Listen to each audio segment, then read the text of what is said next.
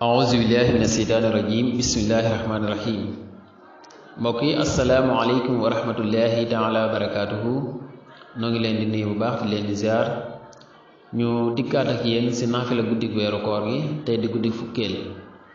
waaye ñu leen di fàttaliwaat wax yonent bi sallallahu alayhi wa sallama mu ñuy wax si benn xadis moom sallallahu alayhi wa sallam ne du ngeen tàbbi aljanna lu dul ne da ngeen a doon way gëm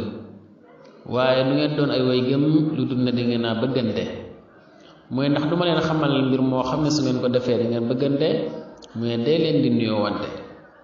kon mbokk mi war na si jullit bu nekk su rombee moroomu jullitam mu daal di koy nuyu si anam gu sell waaye su ko njëkkee nuyu mu fay ko si anam gu sell kon tey di guddi fukkeel ñu ne ku ci julli ñeenti rakka bu nekk gannaaw fatiha ayatul kursi benn yoon ak ina anzalnaahu fukki yoon ak ñaar bala moo jóg fa mu ko daan jullee des na ko jéggal bakkaaram yi njëkk ak yu mujj te des na ko bindal tiyaaba juróom fukki nit ci way dëggal yi ak tiyaaba juróom ñaar fukki nit ñu dee ci jihaad te bala moo génn àdduna dana mos lu bokk ci meññitu aljanna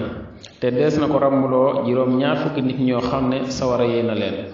mbokk yi yàlla ñu suñu borom nangul leen bi jaay Seex Xaadim wassalaamu aleykum wa rahmatullah